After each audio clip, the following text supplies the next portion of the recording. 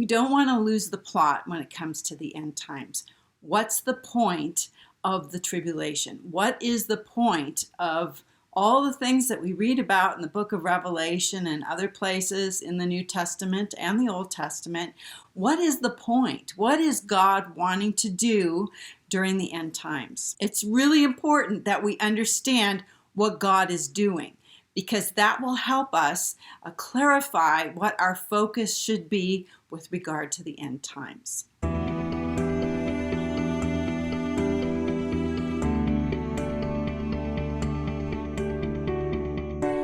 So what is the focus of the end times? If you look at the book of Revelation, you're going to notice something that's very, very interesting. And remember, Revelation is the end time book. It is the book that tells us the story.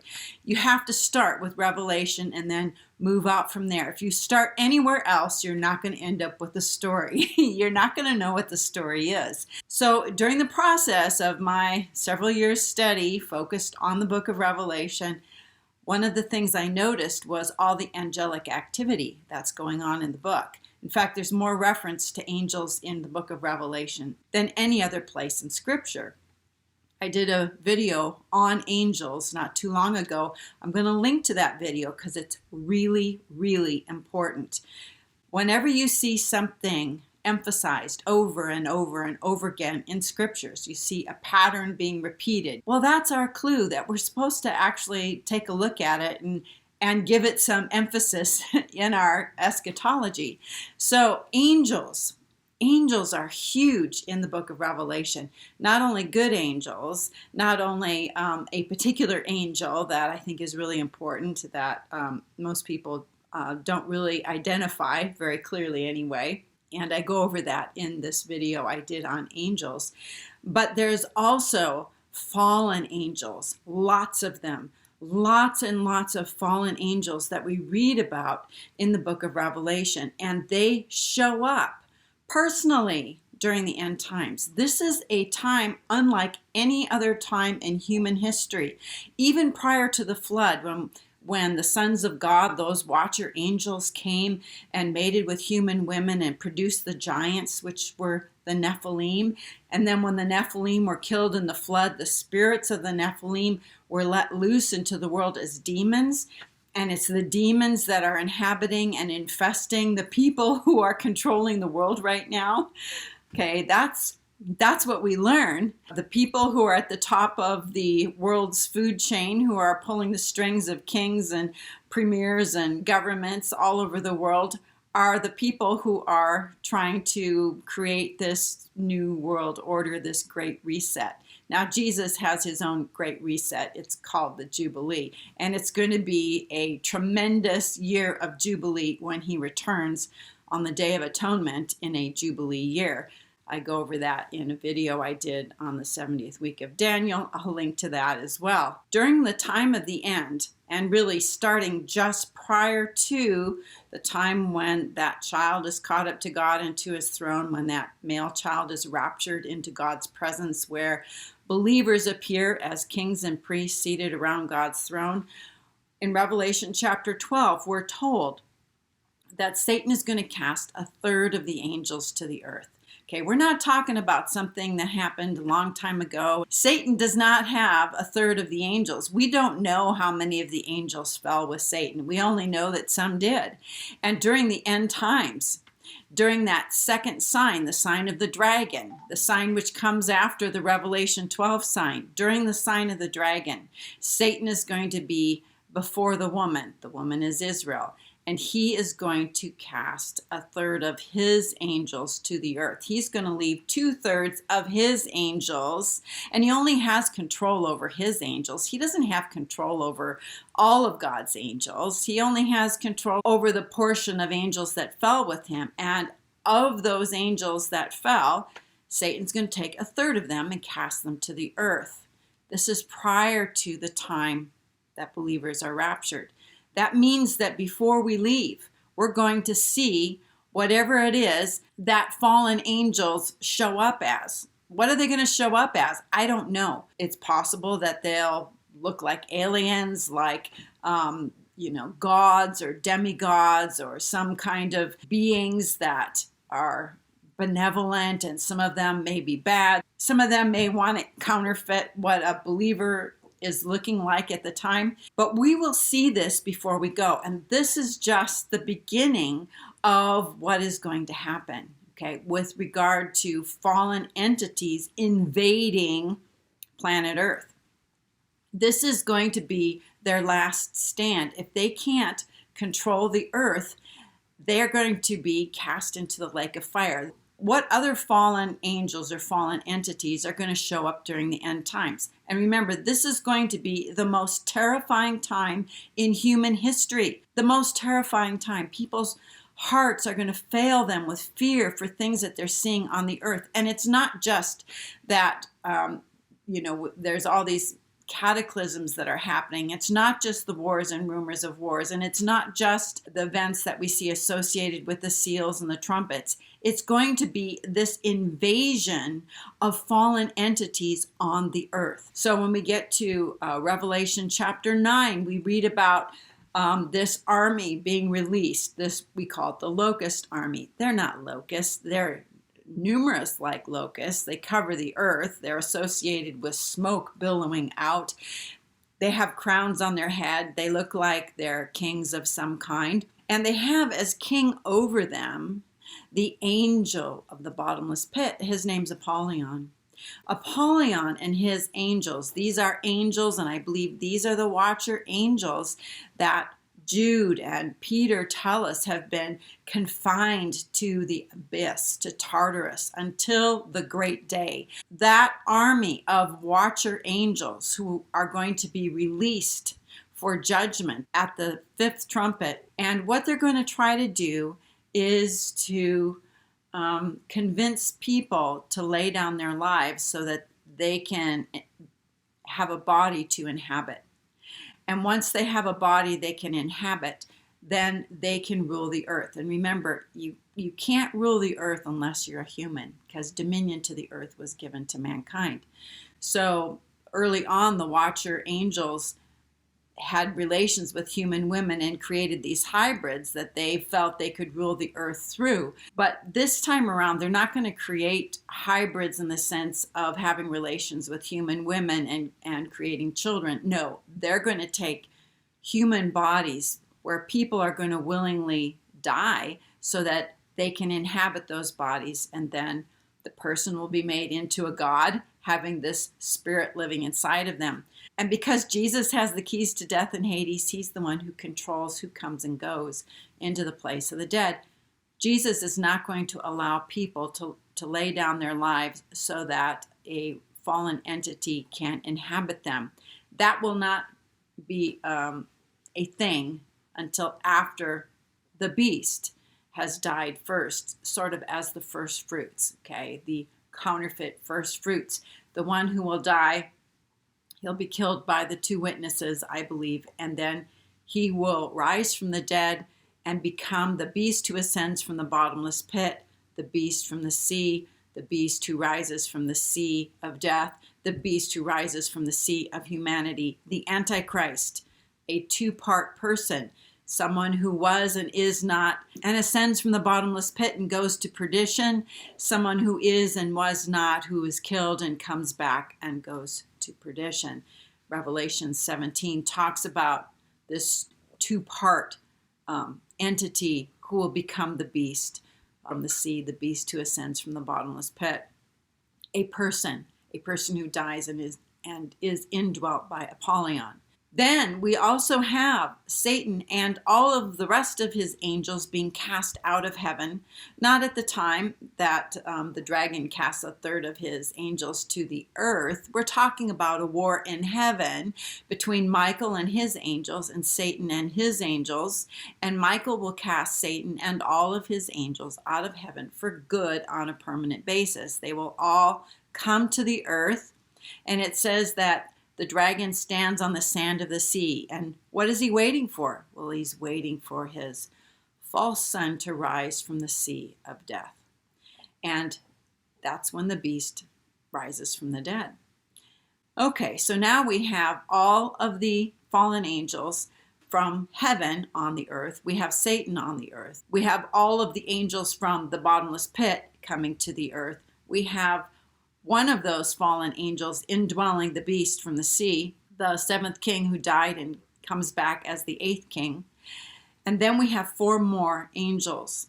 These are the ones who are bound at the river Euphrates, who at the time of the 6th trumpet, this is the day and hour that God has already preordained for the destruction of the harlot Mystery Babylon. 4 angels who've been bound at the river Euphrates, along with the beast and 10 kings, will destroy 1/3 of the world's population in a single hour on a single day. And I think part of this will be nuclear. I think that's how the beast and the 10 kings will do it.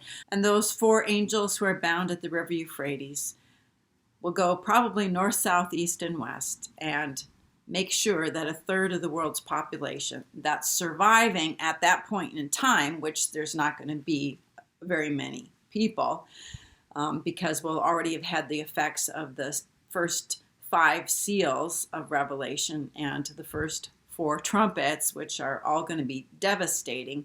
But once those 4 angels are released, then terrible, terrible things are going to be happening on the earth. In fact, the world will be unrecognizable. The world will be controlled by entities that are not human. Not human. There's going to be regular people still here. There will be a few Christians who survived during this time. There will be people who are siding with the beast and the false prophet, who will take the mark of the beast. There's going to be people who are, I believe, in the image of the beast. Just like we're in the image of Christ, they will be in the image of the beast. And it will be at that point in time that the average person who wants to become godlike can lay down their life and then have this fallen entity inserted into them, into their body. And now they are in the image of the beast and will be worshipped. Anyone who doesn't worship the image of the beast is going to be beheaded. So the world will be unrecognizable. It will be physically unrecognizable. It will be just a shambles. It'll be a ruin. People will be living in underground cities. Okay, they will be living underground. But there will be survivors. There will be people who survive until the end, and they will be in what we call that sheep and goat judgment. Okay, and there will be people who help other people out, and they will go into the kingdom. They're the people that Christ calls the sheep. When people are talking about the reason for the tribulation, a lot of people will say, well, it's primarily for the salvation of the Jewish nation. And that will happen, but that doesn't happen until the end, until Christ returns, when they actually look on him whom they have pierced and they mourn for him. It's at that time that they will accept Jesus as their Messiah. And other people, in addition to saying that it's about Israel, will also say that it's for God's judgment on an unbelieving world. That one is not true. That is not true. The tribulation period is only for the judgment of fallen entities. Because when Christ begins his messianic kingdom during the millennium, he does not want the influence of demons, like are influencing our world right now. He doesn't want any of those fallen sons of God, the watcher angels who were put in the pit. He doesn't want them. They cannot be let loose during the end times, during the millennium. He doesn't want any of the fallen angels being here either. And he doesn't want Satan being here. So what Jesus does is he locks up Satan in the pit, and all the rest of those fallen entities, with the exception of 2 of them, are put in the lake of fire. They're put in the lake of fire, including anybody who sides with the beast and the false prophet during Armageddon. All of those people, all of those entities are going to be thrown into the lake of fire. It's the very first judgment, okay? It's the very first judgment that's going to happen. At the end of the 1,000 years, Satan will be destroyed. Anybody who comes against God at the end will be destroyed. And then at the great white throne judgment is when humanity is judged. regular humanity, the regular people. Everybody who is a regular person is going to be judged at the time of the end. Regular people are not going to have the wrath of God poured on them during that tribulation. The wrath of God is focused toward the beast and the beast kingdom, anyone who sides with the beast, anybody who takes the mark, anybody who's in the image of the beast. This involves fallen entities, demons, fallen angels. This is the group that's judged at the end of the tribulation.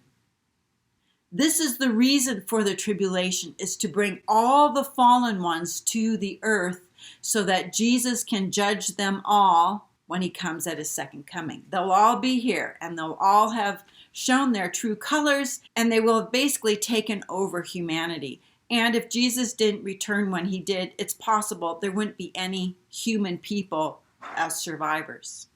They would either be dead or they would have been entrapped to become, a god, with the promise of becoming godlike by taking on one of these watcher spirits or even a demonic spirit. The tribulation is not about God judging the world for not believing in him. That doesn't come until the great white throne judgment at the very end of the millennium, after Satan has been released.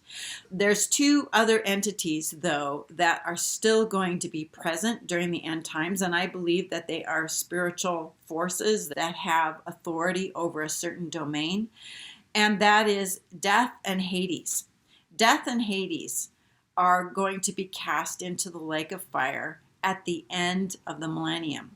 What that means is that up until the end of the millennium, at the time of the great white throne judgment, people will still die and people will still go to the place of the dead, which is what Hades or Sheol is. It's a place that has an archon over it, a leader, a fallen angel over it, and they're kind of the only two spiritual forces that are still in operation, that still have authority up until the time when Christ throws them into the lake of fire as well. I just thought I would do this video again so you don't forget what this is all about. This is not about the world being judged because they, don't love Jesus. It's about fallen entities being judged, and anybody who sides with fallen entities, anybody who wants to be a part of that beast kingdom is going to be judged and thrown into the lake of fire.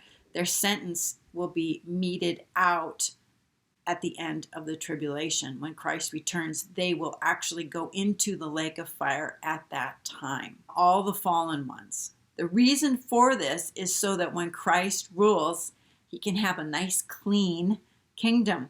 And yes, there will be mortal people who still have a sin nature who will go into that kingdom, but they're not going to have that very pernicious influence of the watchers, of fallen angels, of Satan, of demons. And people will be able to love and serve Christ or to choose to not love and serve him during the millennium without the undue influence and deceptions that are caused by Satan and the demonic hordes that are in the world today. So I just thought I would do this video, a short one hopefully, to remind you of these things and to sort of counteract some of the influence that's out there that, it even took me a while to grasp what is this all about?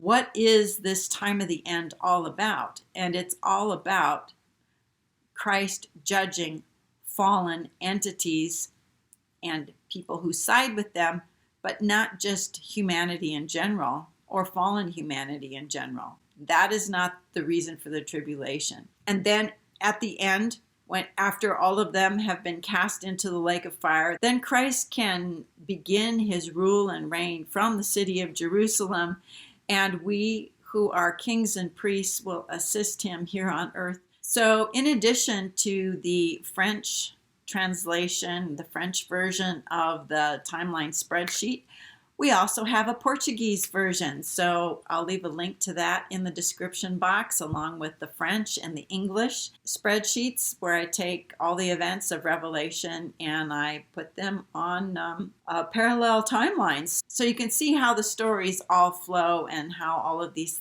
things connect, things from the book of Revelation as well as things from other prophetic passages that Revelation points us to. Also, if you're interested in maybe connecting with a group of people, like-minded people who live in your area, you can send an email to a new email address, and we have someone who is going to organize all this for me, because this is sort of not my area of expertise, but Amy has volunteered to help organize all of this. So you can send an email to that email address. She'll help us work this out. And just a disclaimer, just because somebody says they want to be a part of a group doesn't mean they're a good person. So you have to exercise discernment in all of these things. Personally, I'm very hopeful for 2023 fall rapture. I am really